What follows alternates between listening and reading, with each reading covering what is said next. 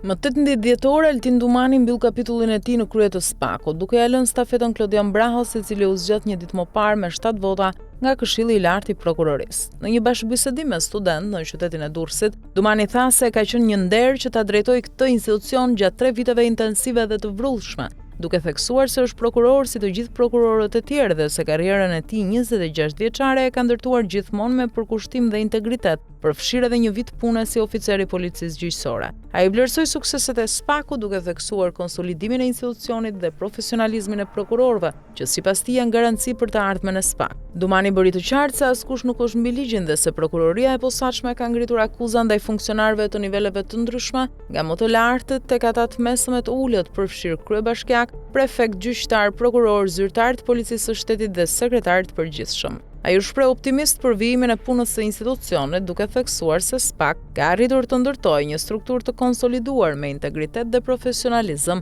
dhe se kjo do të jetë baza për rezultate të mëtejshme në luftën kundër korrupsionit dhe krimit të organizuar. Fjalimi i tij theksoi rëndësinë e ruajtjes së standardeve të larta dhe pavarësisë së prokurorëve si element kyç për funksionimin e drejtësisë në vend.